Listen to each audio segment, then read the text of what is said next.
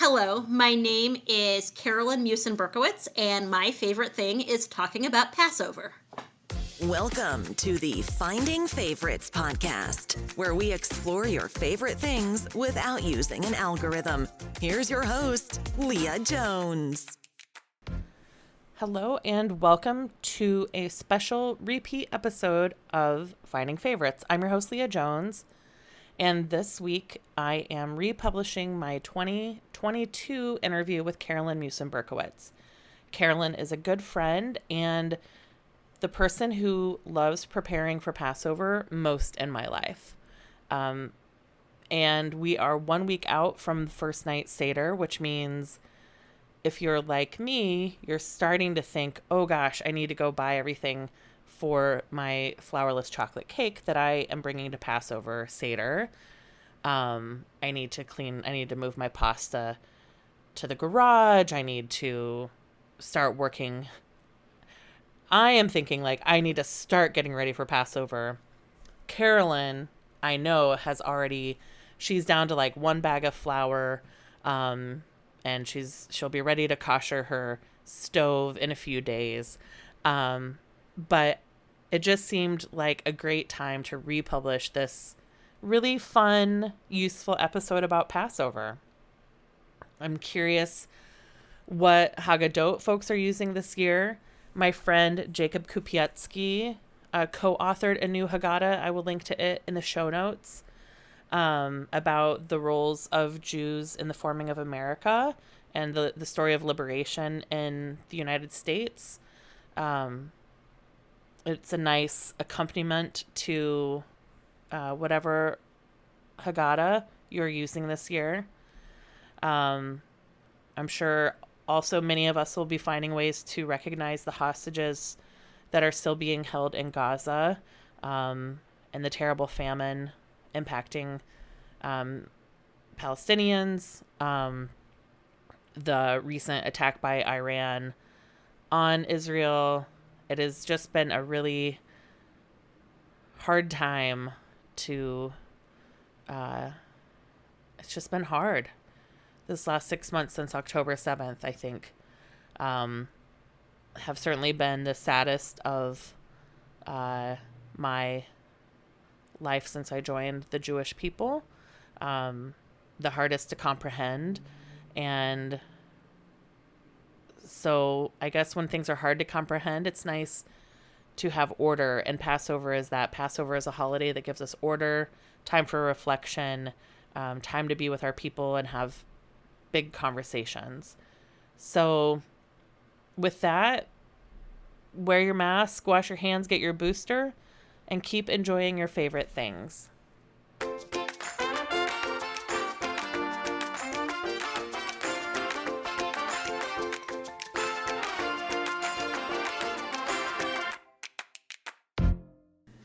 Hello and welcome to Finding Favorites, the podcast where we learn about people's favorite things and get recommendations without using an algorithm. Tonight, I am talking to, I think officially, one of the very first fans of Finding Favorites, who has, we've been trying to find a topic and a time for the last 100 episodes when Carolyn would come on and talk. And now that we are 2 weeks out from Pesach, from Passover, a Jewish holiday that happens every spring, she sent me a text and said, all right, let's talk Passover. So this week I am joined by Carolyn Musin Berkowitz. Carolyn, how are you doing tonight? I'm pretty good. Pretty good. I'm so happy you're here. It is, I feel like I talk to you all the time, but the truth is I'm just listening to you talk to other people. Right. So it's fun to actually talk to you. I know, and it's been a long pandemic without getting to come and sit at your wonderful Shabbat table. That is true.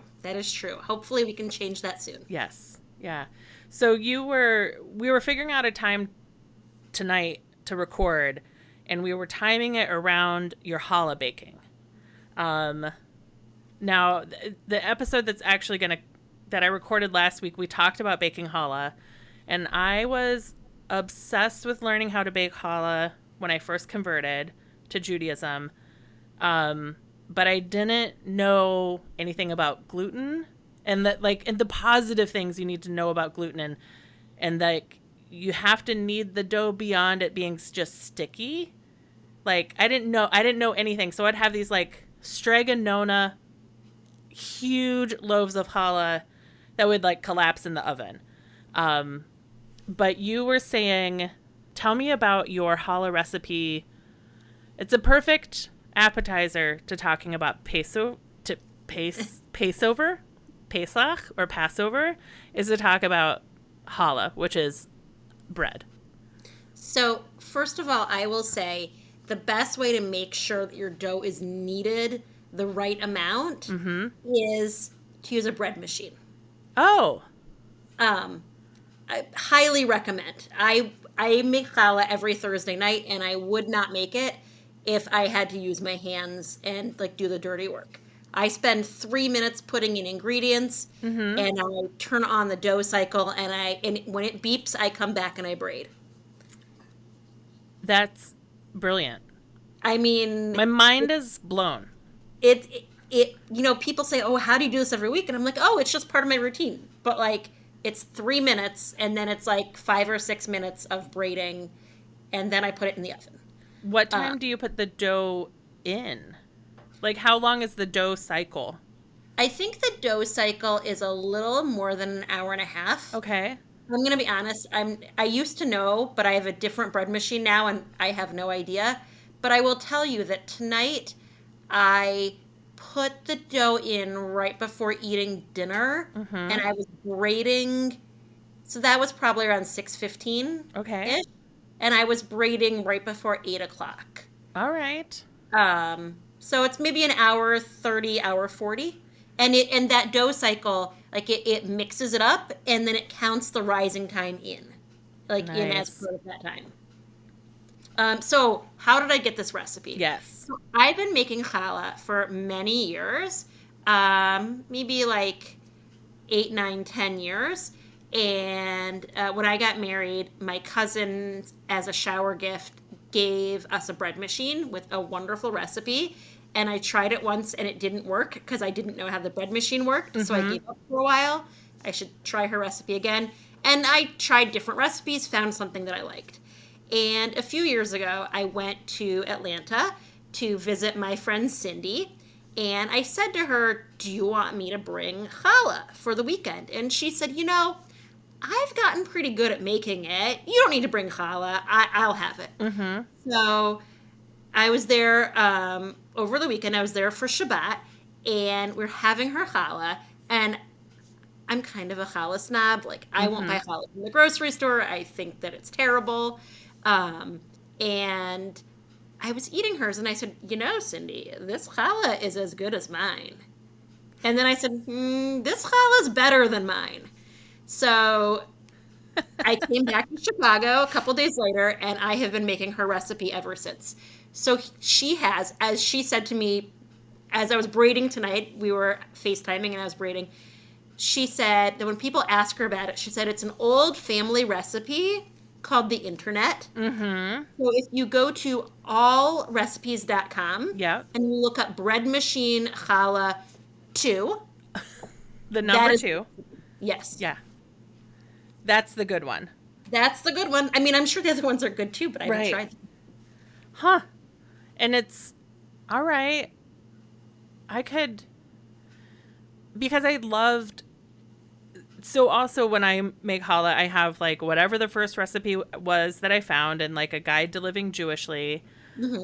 And it is like, you make the dough, it rises, you punch it, rises for 2 hours, you punch it down, it rises another hour.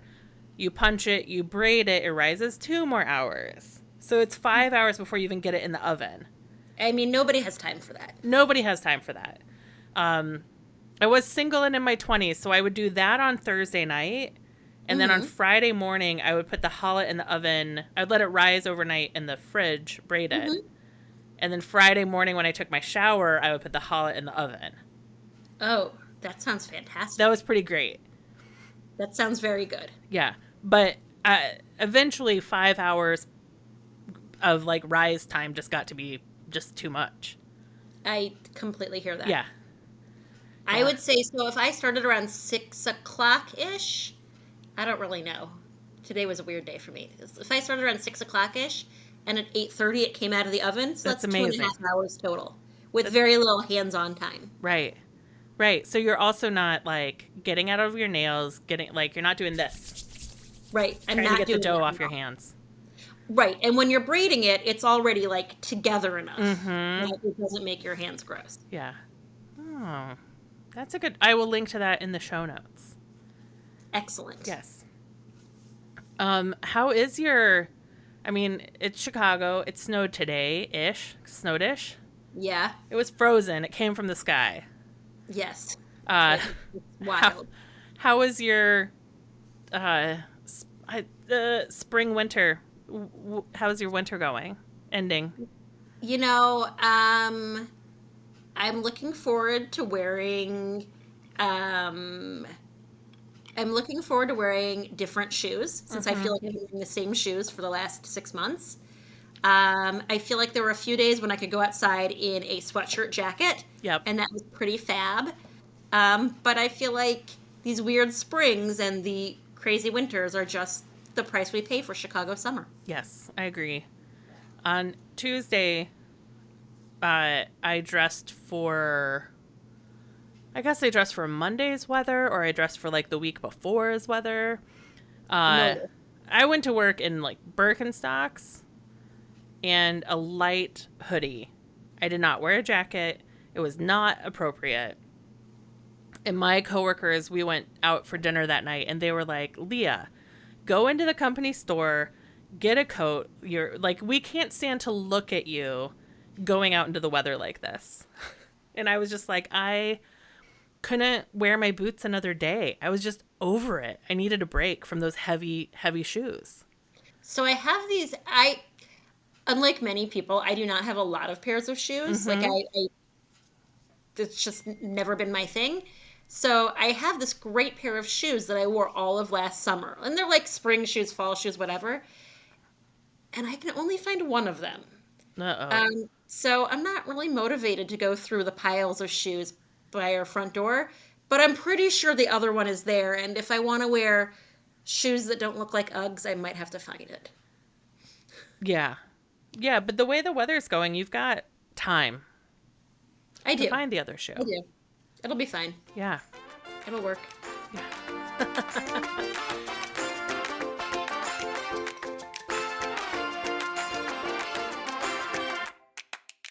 So I want to get into it because you sent me this outstanding outline. So things that I know about you are that when it comes to shopping for Passover or recommending podcasts, you are the most organized person in my life. You like, I think Excel spreadsheets might be your love language. I think that's probably true. I do want to say before we get into this that I've been prepping for Passover for many years, like each year, not continuously. And it is the single most organized part of my life. But I am not like this for like the rest of the year and for other holidays. Okay. And if I could be this organized with the recipes and the lists and the shopping, like it'd be really amazing, but I'd probably implode. Yeah. Um, It's a lot. It is a lot. it's a lot. It's a lot of work, but it's fun. Like it's just so different from the rest of the year, and so I really do like it. I don't like the week before Fair. Passover, but I really like Passover. Yeah. Let's start because everyone who listens isn't Jewish. With how do you explain Passover or Pesach? We'll probably go back and forth with Hebrew and English, and we'll make sure to define it. But when you have someone who's a non-Jewish colleague or person who's like, what is this holiday all about? Like, what's your on one foot explanation? I would say it's the core people making experience of Judaism, Jewish religion, and Jewish people. The story of leaving Egypt, from being enslaved under Pharaoh to going out to be a free people. Um, it's it's an incredible story, like from a literature perspective. It's an incredible story from a religious and spiritual perspective. But what I really like about the holiday is that unlike so many other Jewish holidays that involve certain things going on in the synagogue, and Passover does too. And my family, we're active synagogue members. What I like about Pesach, about Passover, is that it takes place so much at home, and it takes place around a dinner table. And as someone who Excel spreadsheets might be my love language, but I think that feeding people is also my love language. Yes. And so I love it. I love being creative, and there are dietary restrictions associated with the holiday, such that we do not eat bread products. And there are so many ways that people live Jewishly, that some people don't eat bread, some people don't eat any bread products. Some people also add a group of foods called kitniot, or roughly legumes, like corn and peas and green beans and rice. And some do eat those. And there are just lots of different ways to experience the holiday. And I like that the way we serve food speaks about who we are as people, individually and as families. I have so many memories of Seder's, the special ritualized holiday meal on the first two nights, from my childhood, with grandparents who are no longer here and other relatives who are no longer here. And also memories of like making my own Seder memories as an adult. And having, I don't know, it's interesting. You know, I always knew at one family, we had these friends who used to live in our neighborhood in Lakeview, and we had Seders with them, and I always knew that we had chicken marbella at the first night Seder. Like that was just, like, I've never made this dish. I've never heard of this dish. It's like chicken and plums, and it's cooked on the stove. I don't really know what it is. It's really good. I think I have had this dish. Now that you describe it, yeah. It's really good. You know, it's just like, oh, what's that food that people had the first time they went to a Seder, and what's that thing that someone always makes, whether it's maybe, I don't know, someone introduced me to this thing that's called matzah crack or matzah toffee, where you melt like butter and brown sugar, and you put it on top, and you put chocolate chips on top and smear it around, and it's very good. You can also make it with saltines. Yes. When it's not Passover. Probably just as good. It's like a brittle layered on top of matzah. Like almost like peanut brittle, chocolate brittle layered on top of matzah. Yes. Yeah, so it's a toffee. It's delicious. It is delicious. Yes. So I like the different food traditions that people bring. And one of the things that I've really enjoyed over the years is having people meeting people at a Seder, having people at our home for a Seder, and learning about the traditions that they bring. It's so interesting to see and to think about having a communal experience around your own table. Yeah.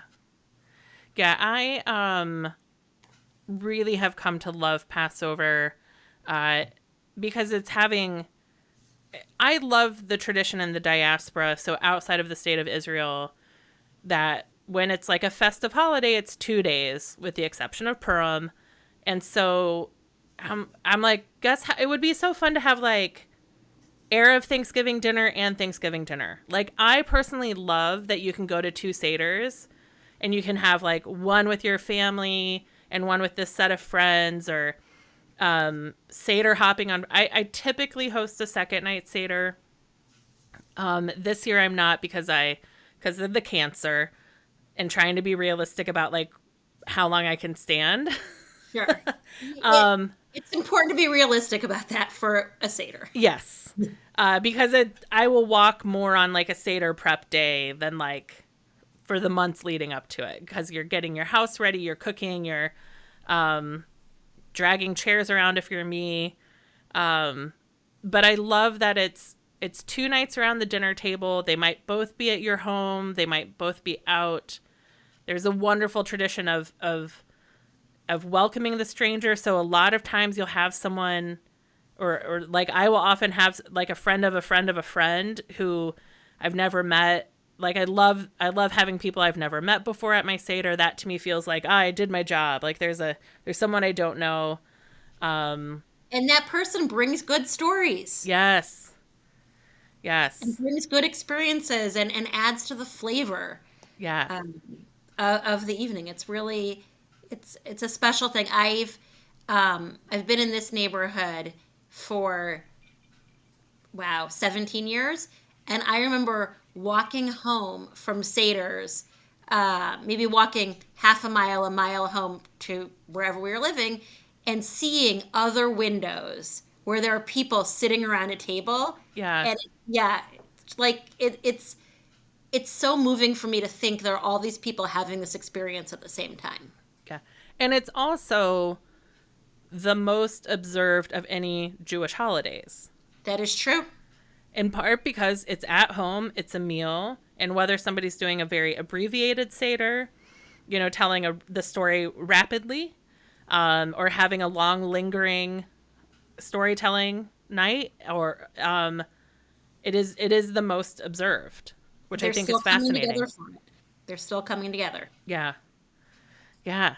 So I'm going to pull up your email quickly, because you have so many ways of thinking about it. But we talked about Seder growing up, but can we time travel to the first Seder that you were responsible for the menu? I would say when I was in college, I had friends, and we all sort of did a Seder together. Mm-hmm. And I remember very little of it, except that it was wonderful. I don't remember if I led Seders at Hillel, at the Jewish Student Organization on campus. I don't remember. Yeah. I might have. But I remember doing this with my friends my senior year, and that was fun. Yeah. What does it mean to make Passover? You've said this is the 19th year that you're going to make Passover. What does that mean for you? So to me, that means being responsible for preparing the food that I'm going to eat. Okay. So when I was in college, I went to the University of Iowa, and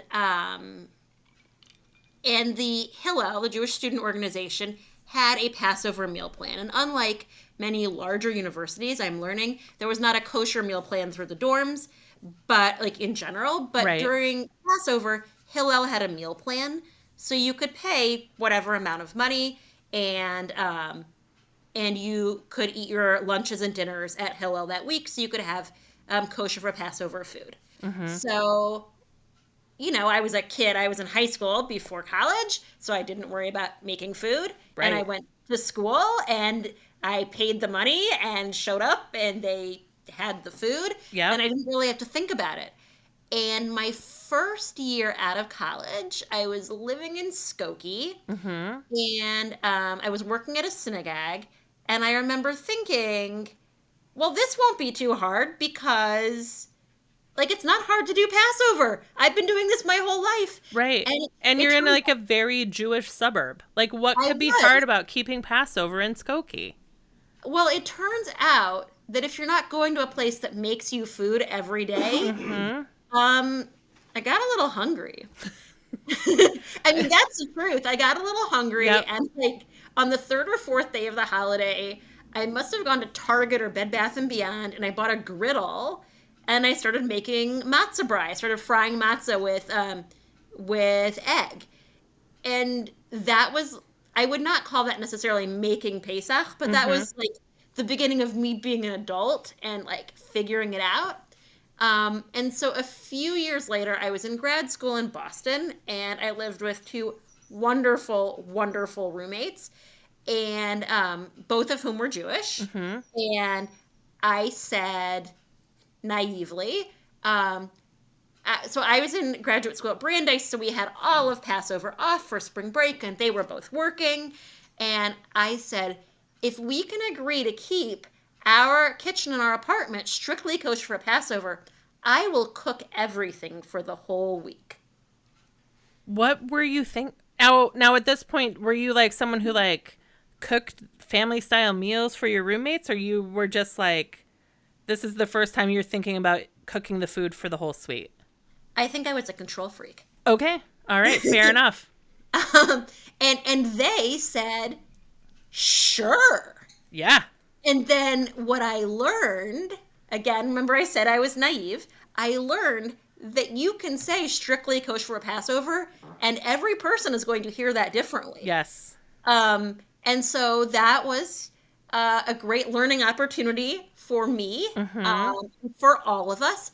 And I lived with them for 2 years while I was in Boston. And the next year was a little different. And I still was willing to cook for the whole week. But we sort of changed our parameters a little bit so that we could live together well. But we hosted Seders there and just had a blast with all these other 20-something single people. We had this huge living room, we basically like our living room, dining room space, and we filled it up and we sang until late into the night. And so I would say that's what I would call my first year of my first years of making Pesach.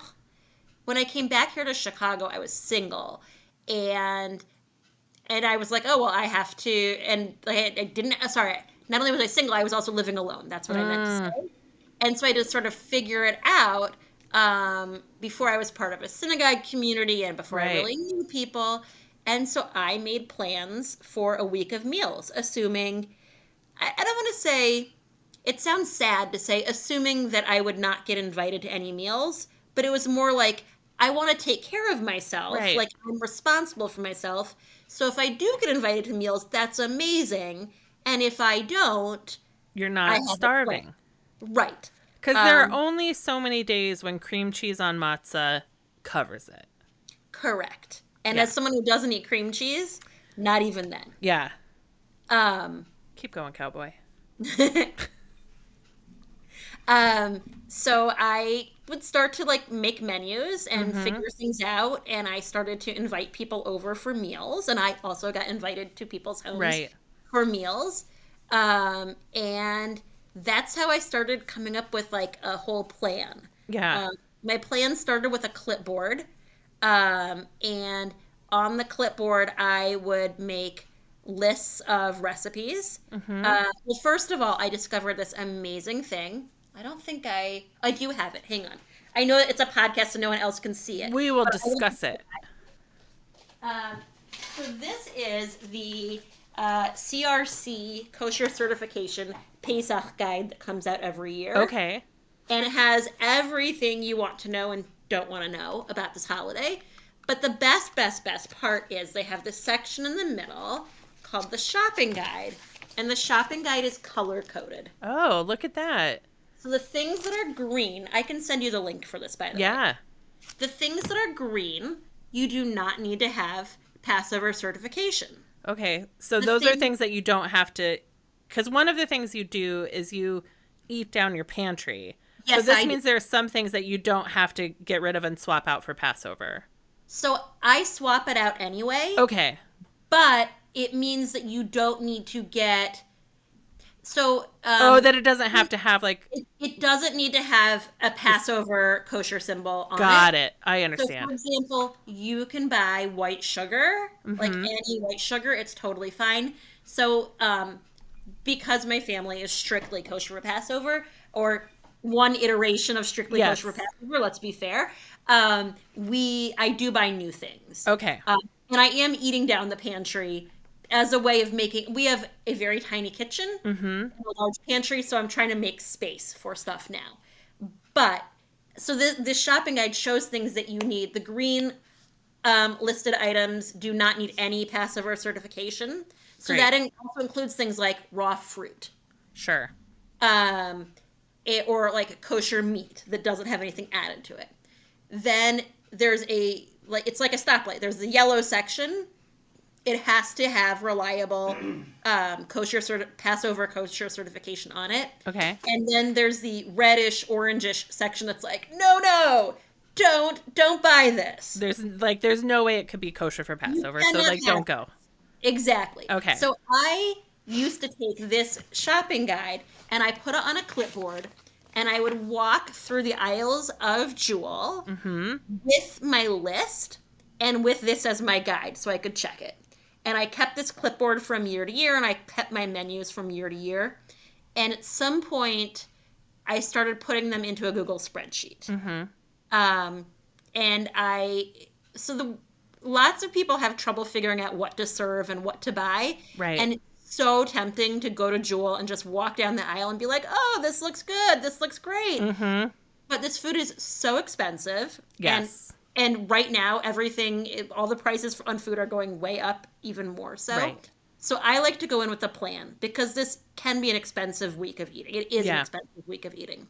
So what I do is, what I recommend doing is make a list of food you want to eat. Go through cookbooks or the internet or that email that you filed away. Yep. And write down all of the recipes that look good and also mark where you got them. Because you're not going to remember where you got them. Which, might also include, this is on page 94 of this cookbook. Right. Do future you a favor. I always like to do future me a favor. And then you look at those recipes and it's time to be realistic and say, I have 13 different desserts on my menu and I probably don't need them all. You probably just need 12. Right. I mean, to be fair, the 13 ones, that is a true number. The 13 ones I have right now are for the whole week, not just for the Seder. Right. But also, I should probably cut it down to like half of that. So then you get and double the recipes. Well, yeah. Yeah. Double the servings, have the recipes.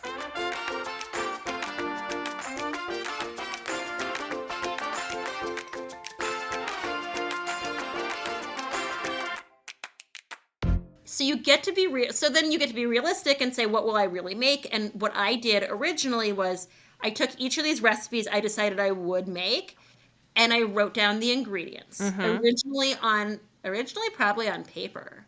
Yeah. Before Google spreadsheets. And I would write down specifics. Eventually, and then I would put everything together to decide, well, it looks like I'm going to need 63 eggs. So that I would know what to buy. Yeah. Now it's in a spreadsheet, so I just adjust and it's in a spreadsheet, and I use almost the same recipes every year. I just sort of move them around by day. Yeah. So it shows me, I know how many cups of sugar I'm going to need, so I know if I need to buy, I don't need to buy more than a 5-pound bag, but if I needed to, I could. It would tell me, and it does tell me how many eggs, and I have found that if I stick to the recipes, if I stick to the plans, which is a hard thing to do, but if I stick to it, it's pretty good estimation of what we need. Yeah. And if you only buy the things that you need, then that makes it easier. So I feel like, honestly, that's a good thing for holiday planning in general. I feel like a lot of what I plan for the way that I plan for Passover could be used for other holidays. Do you know about Dana K. White and A Slob Comes Clean? Yes, I do. So I love her. Yeah. Her decluttering methods have changed my life. She's the one that is like when you start her program, isn't it like when you go to bed, your kitchen sink should be clean? Oh, that's Fly Lady. That's a different Fly thing. Lady. Okay, but I know my sister talks about A Slob Comes Clean also. So A Slob Comes Clean, her big things are when you're like, if you're going through stuff, lots of people put things into piles, like take this to the bathroom, whatever. She says, no, you have to take it there right away. And it seems inefficient, but you're going to run out of steam. Right. And then you're going to have all these piles to put away. So if you just put things away one at a time, then you have less to do. Yes. So I have gone through all of her podcasts and she has several about Christmas. And I found them to be very interesting because she talked about having a whole other set of dishes and decorations and changes the way her house is run. And I was like, you know, Christmas is not my holiday. I don't celebrate this holiday. Right. But what she's saying, I can apply it to Pesach. Absolutely. Because Yeah. it is the same skill set. So I will tell you that what I try to do about 6 weeks before Pesach, and I try to do it at some other point in the year too, is we try to eat down the pantry. And we go through, it's a fun activity with my kids. We go through the pantry, we go through our chest freezer and our regular freezer, and we make lists of all the food that we have.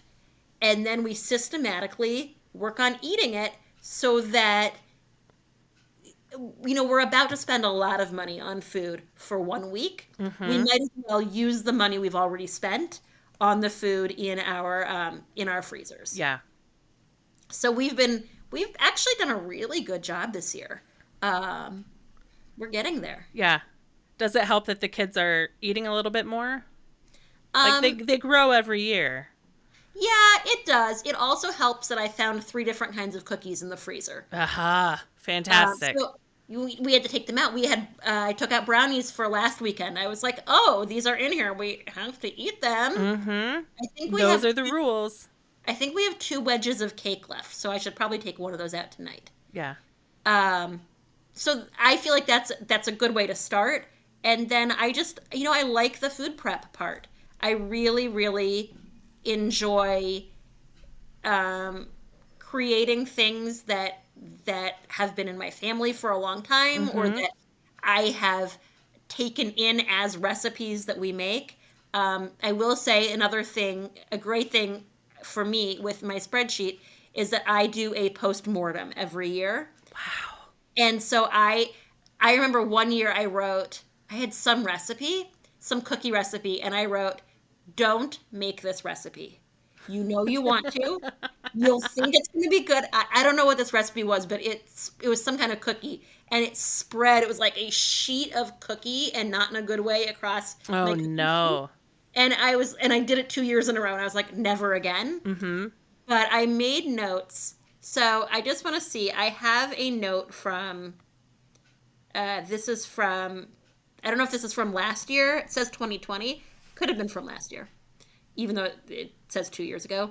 It says, make more roasted veggies. Don't have 2 different salmon recipes back to back. Just like this, don't buy this one thing. It didn't taste good. So that's helpful, because Right. I'm not going to remember it. So I just feel like being organized in this way makes the holiday better, makes the holiday easier. So we all know what to expect. Yeah. Man, I think a lot about what's going to be on the Seder table. And then I'm doing matzah and cream cheese. I do eat kidney oat, so like quinoa and rice. At some point I'll be like, well, a tortilla is basically Mexican matzah.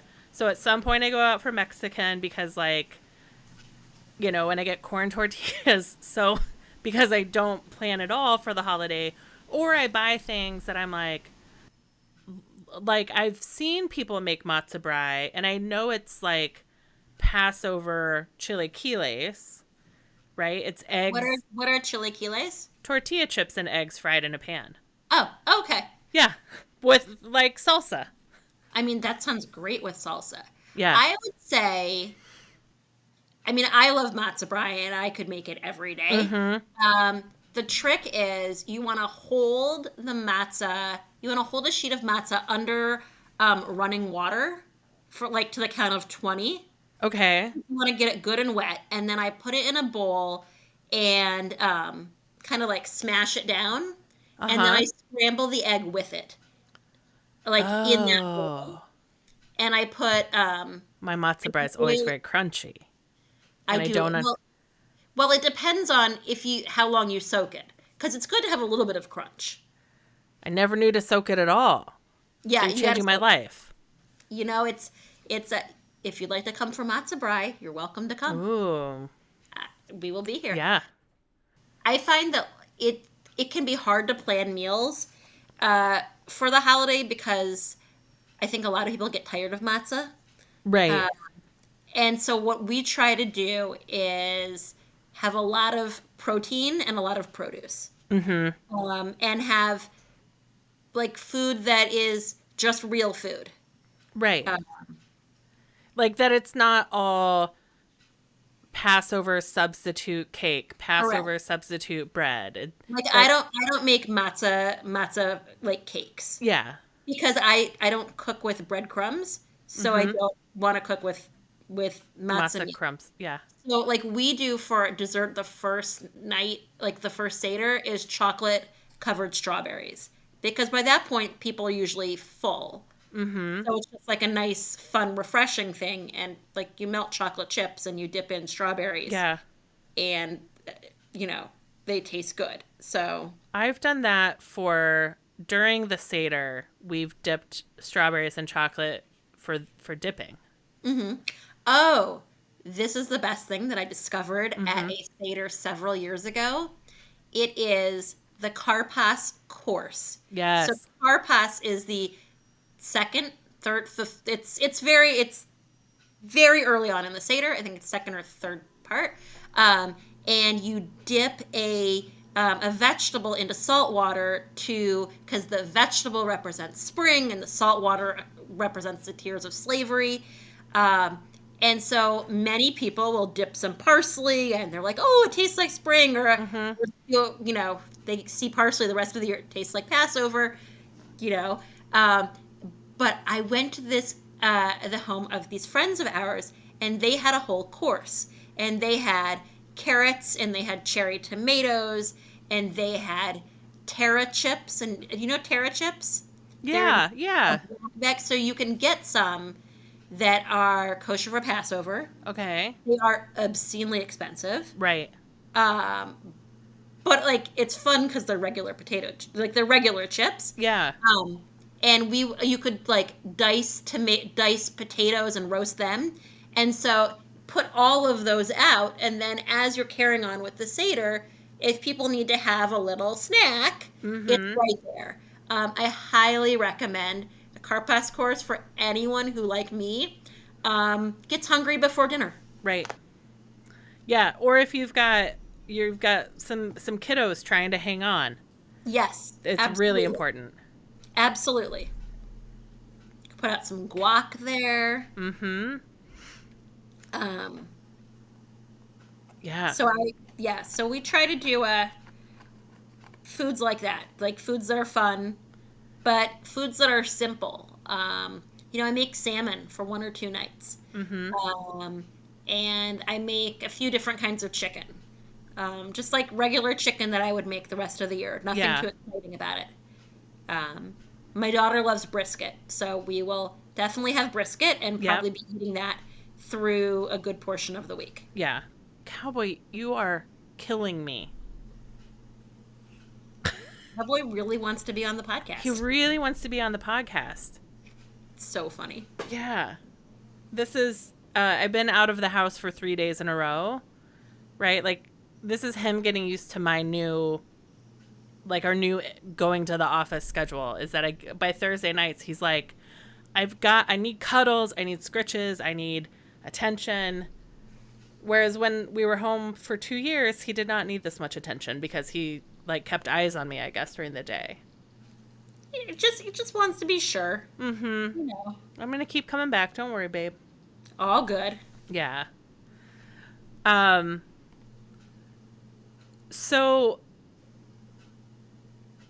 how do you recommend, like, if I were going to start, or if someone's going to start either observing for the whole week, it's like Passover is the most observed holiday because there's a dinner, but then lots of people maybe don't do the full week. Or people that listen to this and they're like, Carolyn's really got it together. I want to take some steps towards that. How do you recommend people plan for the holiday?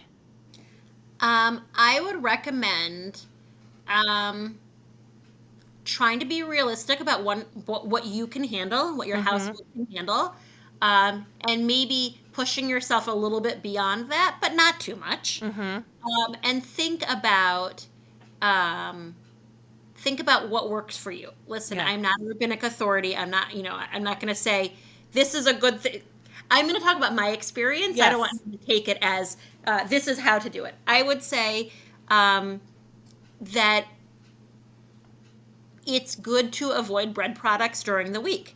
And if that's something, if someone's looking um, to increase their observance, to go beyond the nights of the Seder or the night of the Seder for some families that do one, I think that's a great way to do it. Mm-hmm. Um, I think that other people might go beyond bread products to like bread Right. to bread, cereal, pasta, oats, etc. I think there are lots of ways to look at what people do. I don't think that the way that my family observes the holiday is the only way or the best way. Mm-hmm. I think it's the right way for our family, Yeah. and there are lots of right ways. Um, I think looking at, um, I really think that making a meal plan, which when I do it in my non-Passover life, it seems to serve me well. Which is not to say that I am lately very good about doing that. Um, but making a meal plan helps you know what to expect during the week, know what to expect for Right. groceries, and I think that unless you eat pasta every night, and no judgment, because my daughter would if we would let her, Right. I think there are lots of ways to eat um, in a Passover way. Yeah. Um, I think there are lots of ways to do that. There are lots of ways to make choices when people go out to eat. Mm-hmm. I remember when I was in college, I was teaching Sunday school, and one kid said her family had gone to whatever restaurant and they had gotten burgers and had said no buns. Right. Yeah. And certainly in some areas of Chicago, there are places that have matzah. Um, Yeah. Probably Jack's and Benny's in Northbrook. Um, Areas that are like Jewish type delis, kosher style delis, Mm-hmm. places with a larger Jewish community might have that. Might not have that in our areas of the city, but Right. they do exist. Um, I think that so in our family we change over our dishes and utensils. I think it's a very meaningful experience to do Yeah. that. I would not advise that for someone who's dipping their toes into more Passover observance. I Yeah. think these things come with time. Even what I did, it came with time as I evolved and as I used to only use paper plates, and at some point I realized, I'm buying paper plates every year. I might as well buy plates. Right. And so I have these awesome Passover plates. They are melamine plates from Target, and they are Nice. striped. And those are the regular plates. And then I have little plates for like fish or for dessert or whatever. Mm-hmm. And those are polka dotted in coordinating colors. Oh, that's so fun. So that was like the spring line at Target in maybe 2010. Yeah. And I used plastic silverware for years. And at one point, I went to IKEA and got their cheapest silverware because I was Yeah. like, no, it's 1 week a year, it's fine. Right. I like opening the boxes of stuff Mm-hmm. because it's like, oh, these are my old friends I haven't seen in a year. Right. Like And that's where it does, like, the advice about Christmas, because people have Christmas china, they have Christmas linens that they only bring out once a year. Like, that's where it becomes very similar. it's true, and it's fun to look through those things. And as my kids are getting older, and one of my kids is really interested in stuff in the kitchen, and the other is not. But I think this might be a year to start telling stories about this is the thing that we got at this point in time. Mm-hmm. We have one year I have so over the years, one year I got a food processor, one year I got a stand mixer that I keep with my Passover stuff, and the food processor has on it has frozen duct tape, like frozen Disney Frozen Uh-huh. duct tape, like closing the box because that's what we had that year. Sure. To close it. My daughter had a frozen birthday party when she was 3, and my mom sent all the decorations and also frozen branded duct tape. So we have that like on some of our Passover stuff, and I wrote on the tape closing the box like sharp implement at the top. Uh-huh. And every year I'm like, thank you. Uh-huh. Thank you. A gift to future you. Yes. So I think that finding those things, it's like it's part of the holiday. For me, the most stressful part is that we scour the kitchen and we're like clean everything out to prepare to make it kosher for Passover. And that's the really hard work for me because once that's done, then I can start to open the boxes. Right. Nothing gets open until then, and it's just fun to see. It's fun to look at the things that are in there. One year, okay, I know you think that I'm kind of ridiculously organized, but after many years of not doing this, one year I made a tab in my spreadsheet for the bins that I have. Okay. So that I know, and really that's very practical.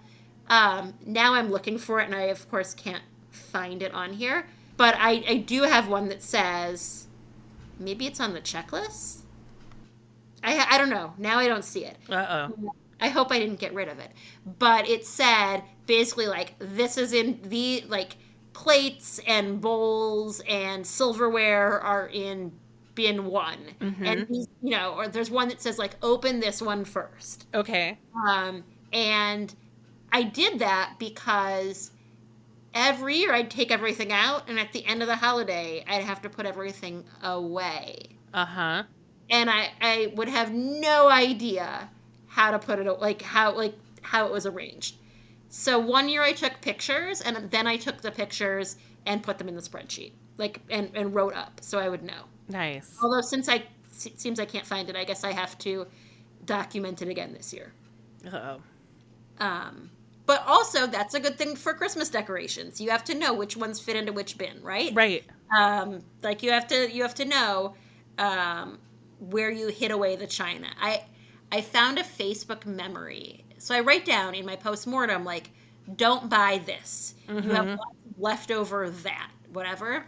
So I found this in my Facebook memories in the last week. Something that said, my spreadsheet says I have 100 plastic cups in my closet. Does anyone know where I put them in my closet? and I couldn't find them. I found them 3 weeks after the holiday. Oh, no. Like, I mean, it's silly. It's plastic cups. Like, it's Right. not so expensive to get more. But, like, I kept them. If you have 100 already. If you have 100, you should not need to buy any more. Right. So it's an exercise in quasi-organization and living with chaos, which is what I do, and also not always my strong suit. But it's nice, like the holidays. I just like, for me, I have the time off of work, and my kids have the time off of school. Yeah. And it's a nice time to just sort of step back. Yeah. And think about where we've been in the past. My son is 5.5 years old, and we were listening to a podcast this afternoon in which someone referred to doing seders on their own, like in 2020 and Right. 2021. And he said, well, we've never done seders that were just our family, have we? And I said, well, yes, the last 2 years we have. Uh-huh. And my guess is, well, I think that before that year, he probably wasn't awake for much of the Seder. Right. Because he was so little. But at this point, I will let my kids stay up as long as they want on those nights. The rule that we set with them is, when you are tired, you need to go to bed. We're not going to make like a whole thing of stopping what we're doing. You can choose when you're ready for bed. And I will tell you, they don't listen to the podcast, so I can say this. Yes. That I bought them a gift, not an afikoman gift. The afikoman is a point near the end of the Seder that's designed to keep kids' interest, in which a piece of matzah is hidden by the leader of the Seder, and kids go and look for it after dinner. It serves as the official ritual dessert, and they get a prize for finding it. So I do have some Afikoman prizes, Ooh. but this is not one of them. I ordered matzah pajamas. Oh my gosh. That'll be so fun. It is so fun. It's made by this this rabbi in New York. Her business is called Midrash Manicures. Yes. She actually sells these decals. Like, you can buy 10 plague like nail decals. She has dreidel leggings. She's got all sorts of fun stuff. Right. But last year she made for her child these matzah pajamas. Yeah. And they're like, you know, your long sleeve and pant pajamas, but they're kind of tan with like brown ridges for matzah. Yeah. So I'm super excited. I definitely want to recommend Midrash Manicures. Get your matzah pajamas.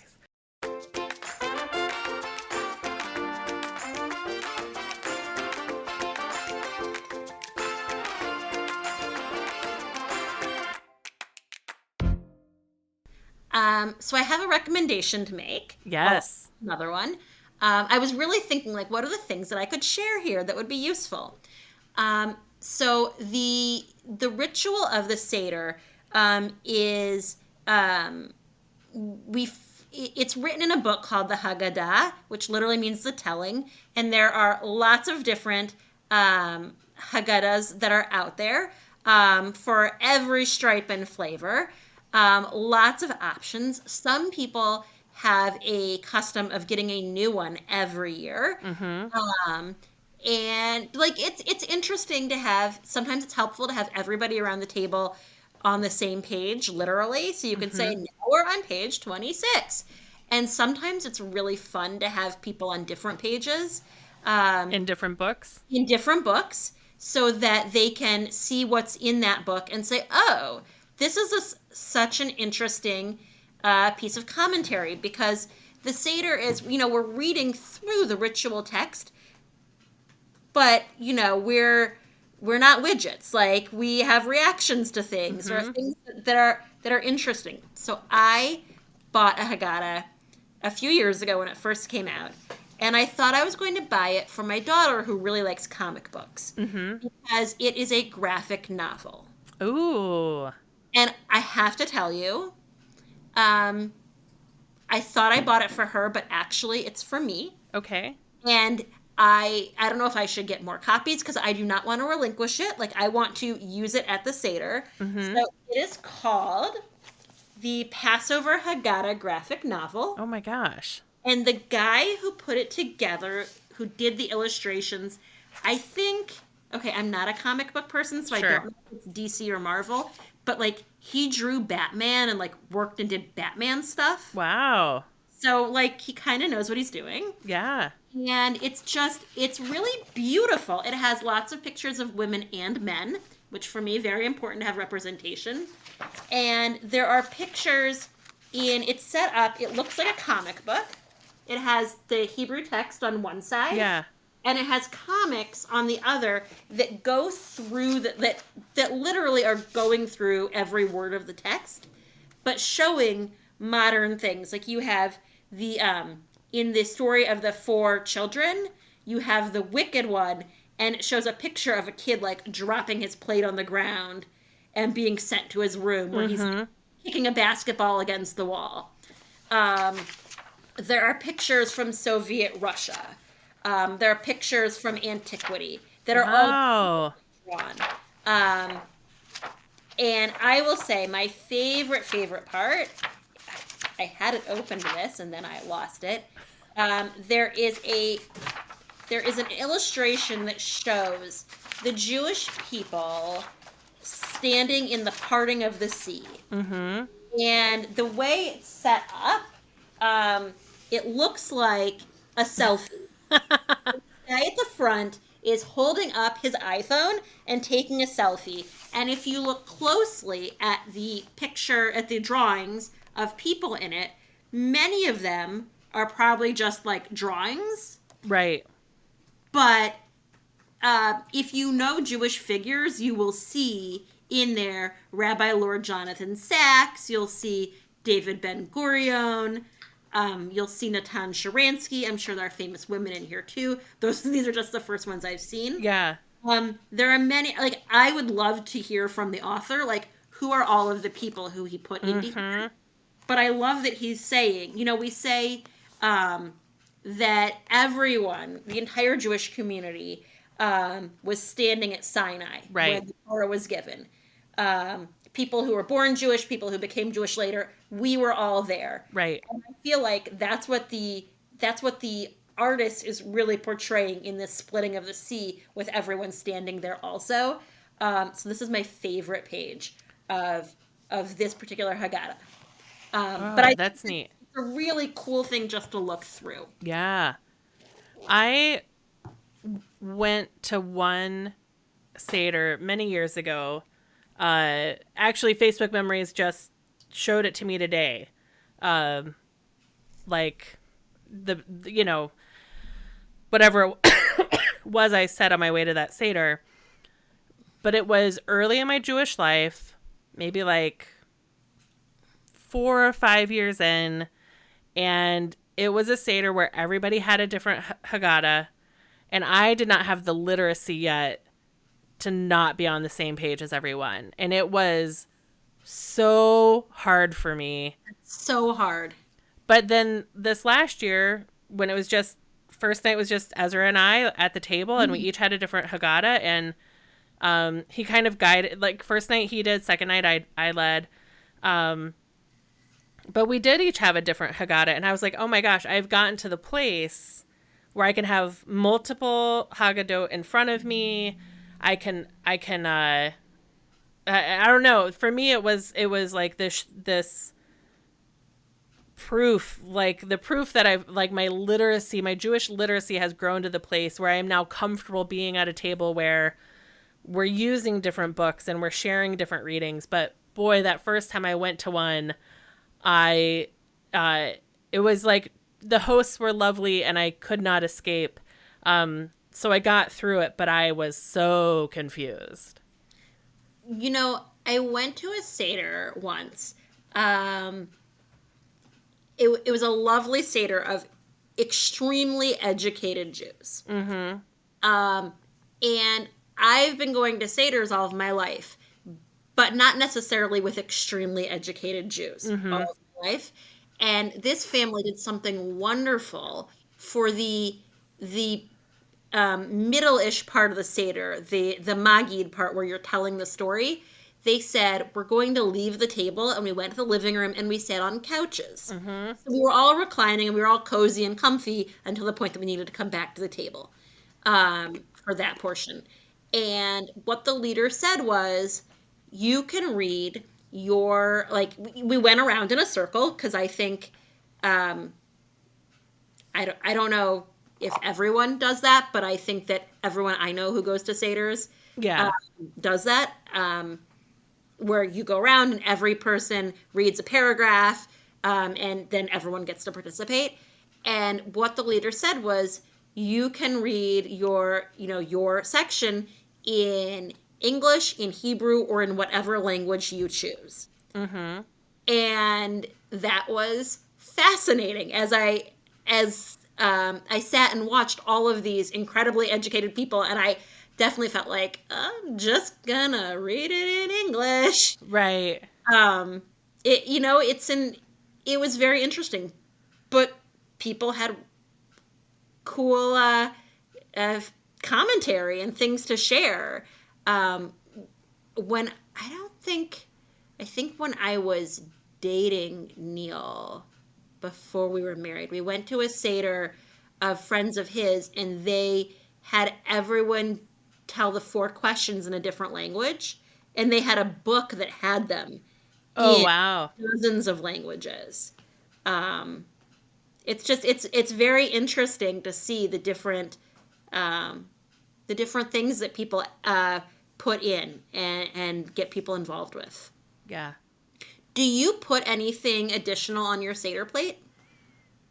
I I do like a clementine, which is for the inclusion of LGBTQ Jews in our community. Right. It has gotten kind of bastardized as it being about women, representation of women, and then people are like, no, it actually comes from this other place. And so I do a tangerine, and then I also include a reading that explains, like, you probably think it's for this, but it's really, this.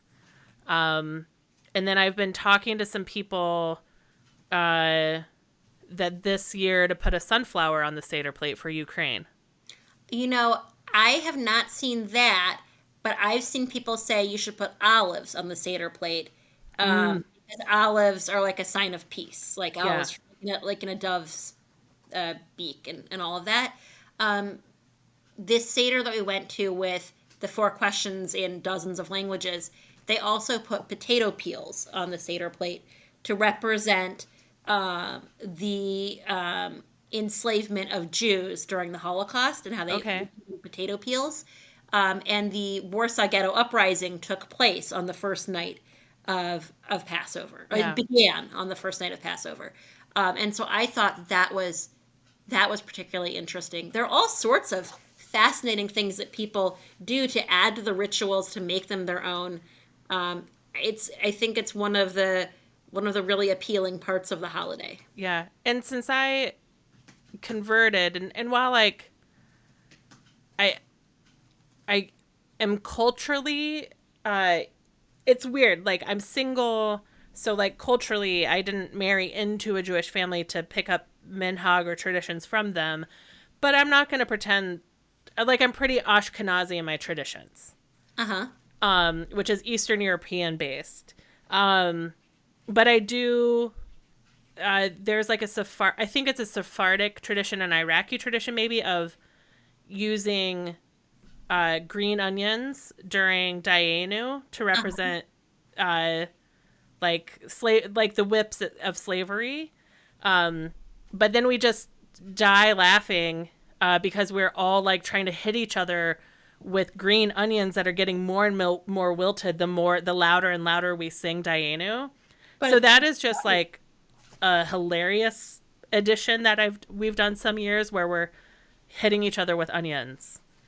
We had a guest one year, and I don't remember who it was, but I think his family was Sephardi. Maybe they were Egyptian. I don't remember, but he said they had a tradition that before the Seder started, each person, like, we'd go around the table, and each person would be asked. They'd sit like this as if they're holding a bag over their shoulder. It was Syrian. Thank you.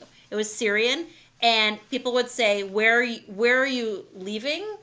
And the person would say Egypt or Mitzrayim, which is Hebrew for Egypt, and then they'd say, "Where are you going?" And they'd say Jerusalem.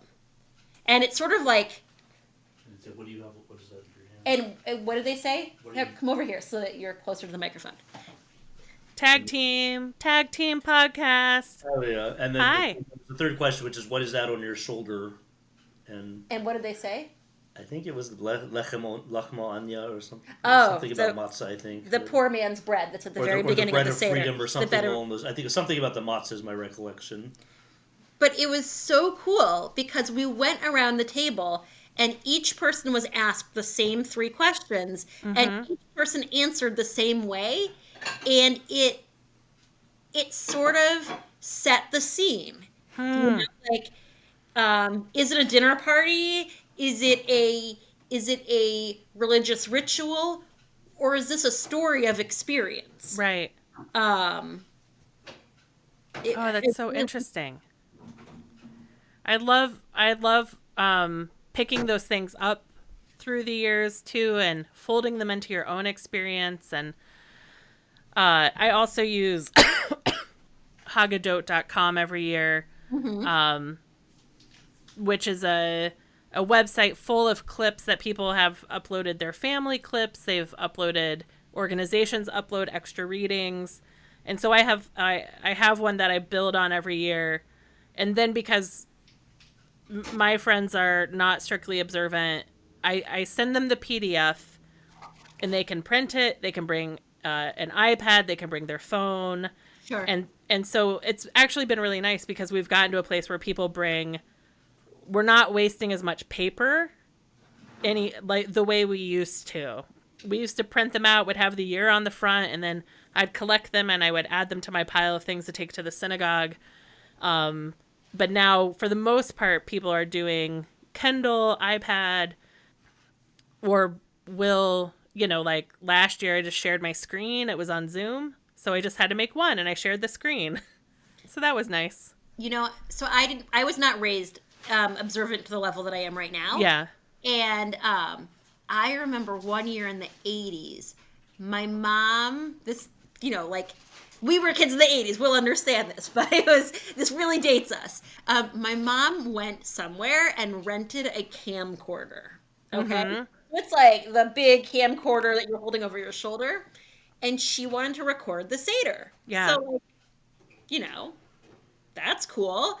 I don't know if she had in her mind that, the people sitting around the table wouldn't always be there. All of the people around the table lived another 25, 30 years, thank goodness. Yeah. But I just remember she asked, my Aunt Gloria had this recipe for gefilte fish, and she made it twice a year. She made it for Rosh Hashanah. She made it for Passover. And she would give some to all of her neighbors in her condo complex to sort of apologize for the fact that she was making gefilte fish. Right. But so she was sitting there and someone said, Aunt Gloria, how do you make the gefilte fish? And I'm sure this video no longer exists, which is really a shame. But she was like, well, you tell the fishmonger you need whitefish and you need pike. And she went through the whole thing as we're sitting there. And I don't know if I, as, maybe an 8-year-old kid, was like, okay, are we going to eat now? Right. And I did not appreciate gefilte fish in 1985. No. But, I remember that, and I remember that someone was walking, from the living room and through the kitchen, in your standard, L-shaped living room, dining room. Yeah. And, none of us knew how to use a camcorder. We didn't understand the finer... Sure. Turning it off when you're moving from one point to another. No. 10 seconds of the recording is this is linoleum on the kitchen floor. And, it's funny because we know, that's just what it was. But I remember that recording. Oh, that's amazing. I wonder if your mom rented it at U-Haul. That's where we would rent VCRs when we were, we would rent VCRs and movies originally from U-Haul. I mean, I can tell you, I don't know the name of the business, but I can see it. It was in the, not even a strip mall, but in the shopping center next to our main grocery store. Right. That probably doesn't exist anymore in its current form. That was crazy. One time I was I think this was a Seder. I'm pretty sure it was a Seder. My cousin and her husband run the Chabad in Brookline, Massachusetts. Okay. And so I spent a lot of time with them when I was living in Boston. And I was at this huge Seder that they had, and I was in the kitchen doing prep, and I was talking to this woman, and I realized that I didn't know her, but I knew mutual people. Right. And sometimes that's comfortable and sometimes it's a weird dance because we're not sure what to say. And I must have said something. I don't know what I said, but she looked at me and she said, "How did you know that about me?" And right? So I was like, I went on 2 dates with your brother. That's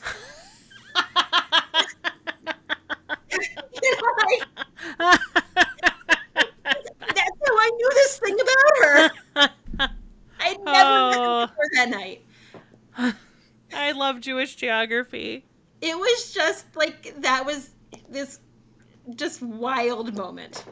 Wild moment. Oh, that is something else. I went on 2 dates with your brother. I mean, Amazing. well, I guess I didn't lead both Seders both of those years in Boston, since clearly I went to my cousin's Seder for one of those years. Oh my gosh. Do you does your family have any what's your traditional meal for breaking Passover? Are you a pizza family or do you Neil goes out for pizza. Neil goes out for pizza? Yeah. I don't eat dairy, so I can't eat pizza. Okay. But yes, pizza for sure. It's what we always broke Passover with. Yeah.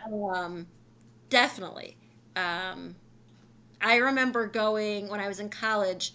There was this bar that we'd go to, and we would go there and we'd like watch the clock because we knew like it was funny. Like we weren't observant in terms of like the last 2 days being holiday days, my friend. Right. But we knew like, oh, Passover is over at 7:25 p.m. Uh-huh. And so we would go and we'd get our seats and everything, and then we were like, we would like the pizza to come out at this time. We cannot have it before. Is there anything I haven't asked you about Passover that you would be, if we hung up without you saying, you would be sad not to share?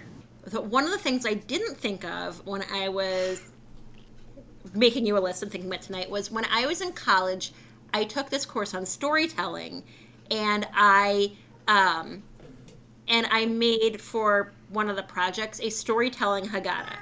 So Okay. I was gathering stories from lots of people, from family, from friends, and like, you know, this is the late 90s. This is early internet. Mm-hmm. So I was on some listservs, and I got such interesting stories. I learned about, there's this whole story about a group of Civil War soldiers who made a Seder, like, in, like, they asked for a couple of days off in, I don't remember where they were, maybe somewhere in Ohio. We have a children's book that's based on the story, but I have an account of it in here. And there were, so I was on, through my high school youth group, I was on different listservs, and I just basically, any group I was in on the internet, like the 3 groups I was in on the internet then, I sent out this request. I was like, oh, I'm looking for stories relating to your family's Seder. So this one guy sent me a story about when Alan Tipper Gore came to his family's Seder. Oh. Okay, so the short version, so this person who sent this to me, his mother wrote this up. And her husband was a rabbi in Nashville, and so they invited their congressman, Al Gore, and his wife, Tipper, to the Seder. Mm-hmm. And there were about 35 people there, and it's a lively affair, and the Gores asked lots of questions about what was going on, like that's why you invite like a wide variety of people, Jews Right. and non-Jews. And then she says, this is written by Donna Glazer. I want to give her credit for what I'm going to read. Finally, the big moment arrived, time for the matzah and horseradish sandwich. Now you need to understand that the horseradish at our Seder is not just the regular bottled variety found in the supermarket. Not for this family. Our horseradish was imported by my parents, who brought it with them from Rochester, New York. It is especially strong, made by a member of the Rochester Jewish community. Customers flocked to him from all over the country. The warning went out. Proceed cautiously with the horseradish. Those who had been with us before watched the congressman heap his matzah with horseradish. No. Right? So we all know where this is going. He took a huge... But Al Gore does not. He does not know where it's going. He does not. He took a huge bite, nodded, and said, that's not so bad. All of a sudden, his face turned bright red as the horseradish traveled a little higher. He croaked out the word, water. It took 10 minutes before his face got back to normal, and he was able to laugh at himself and we with him. And then, like, he's talking, then, like, the conversation continues, and he's talking about all sorts of different things, and they had a great time, and she ends this by saying, it was a wonderful Seder. We were all sad to see it end, even though it was already 1 o'clock in the morning. we hear that whenever Al Gore spoke to Jewish audiences after that memorable Seder, he would say, when I had Seder at the rabbi's, he got lots of mileage out of that Seder, and so did we. Prescient. Here comes. Who knows? If he becomes president, maybe we'll invite them again. This time he can bring the horseradish. I thought that was very funny. And then years later, I was staffing a teen trip in Washington, D.C. Mm-hmm. And this program often used recent college graduates as their staff.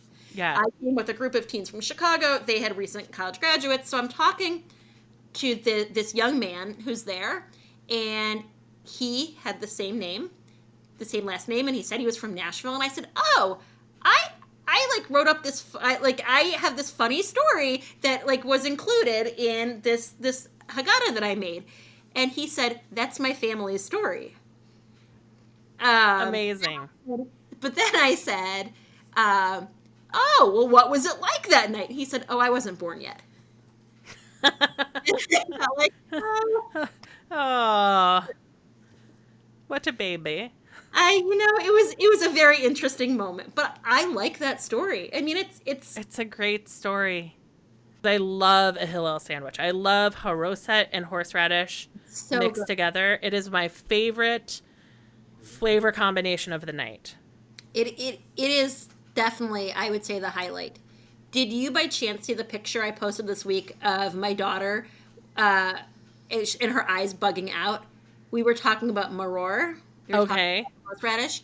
We listened to this podcast that asked, why does hot sauce make your eyes run? And I was like, oh, this is like maror, or make your nose run, excuse me. Eyes. And as she was listening to it, her eyes got wider and wider. So we've been talking about whether the kids are going to try horseradish this year. Ooh, that's exciting. I think they should try a tiny bit. Yeah. I don't know that they will, but I'm going to encourage them to try it. Yeah. And I'll have the pink one on hand because it's not as harsh as the white one. Right. Yeah. Can we talk about haroset? Haroset is also a huge highlight. It's supposed to represent the mortar of making bricks. And it's the way I was raised, it was apples and nuts and wine and cinnamon. And I was an adult before I discovered that the Sephardi world makes a far superior haroset. Oh, really? With like dried fruit, dates, apricots, and you put it in a food processor and it makes a really nice paste. Yeah. It's not as dry. Yes. It's more tangy. Completely superior. I'll make the regular. Oh, I shouldn't say regular. I'll make the Ashkenazi one that I was raised with. Yeah. But I don't think I have made it the last couple of years because the last couple of years have been tough, and just been us. But I think I might make the Sephardi one again. Yeah. I often get my haroset as, because I'm doing second night and people are coming from like their family seders. Like a lot of people go to their family, the extended family first night, friend seder second night in my community. So a lot of times I will just ask people to bring leftover haroset from night one. I mean, you cannot go wrong with that. And then you can get like a buffet. Yes. Of haroset. You know, a fun thing to do with leftover haroset, if you have such a thing, which I understand if people don't. Last year, I put some on a piece of salmon. Ooh, that would be nice. Like, just simply stuck it on, smushed it over it, and baked it. Yeah. It was pretty good.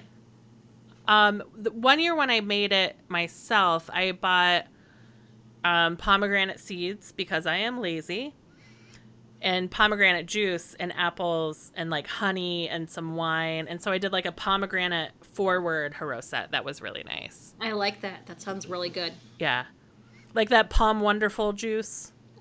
You know, like you just buy a little bottle of that and then like the pomegranate seeds are right next to it. And then it was, and then cinnamon, and it was a really nice, fun one. Well, Carolyn, this has been so fun. We're both up. Absolutely. Close to our bedtimes. Yes. Very good. Do you have anything you want to promote, or do you want people to follow you on the internet? You can follow me on Instagram. My handle is Carolyn ER. So it's CAROLINEER77. I keep trying to change it and not finding something that hasn't been taken.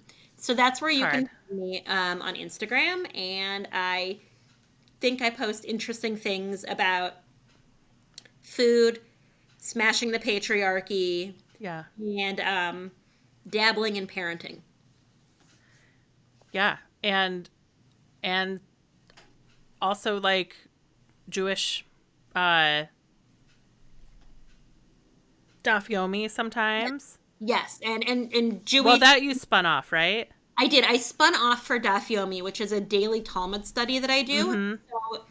So if you would like to follow me on that account is called #Dafyomi. And I post about the interesting things that I find in my daily Talmud study. I don't post every day, but I try to post when I find things that are particularly interesting or speak to my heart, or things that I think are known in Jewish culture, and it's like, oh, here's the source. This is where it came from. Yes. I like finding those moments and saying that this is it. So yeah, at #Dafyomi and at Carolyn ER77. I'd be happy to have you, unless you are a bot, because I block those. Yeah. Down with bots. You can follow me on Instagram at Shy Leah, on Twitter at Chicago Leah, Finding Faves Pod also on Twitter and Instagram. Follow, I think it is now called Following, on Apple Podcasts. Leave 5 stars. All the big podcasts say it really helps, so I say it really helps too. Absolutely. It must be true. Well, thank you so much, Carolyn. This has been a blast. It has been so much fun. Thank you. Happy Passover to you. Chag Sameach, which is the way to say it in Hebrew, to everyone who observes the holiday. And for everyone else, I hope you enjoyed my talking about recipes. It was great. Thank you for listening to Finding Favorites with Leah Jones. Please make sure to subscribe and drop us a 5-star review on iTunes. Now, go out and enjoy your favorite things.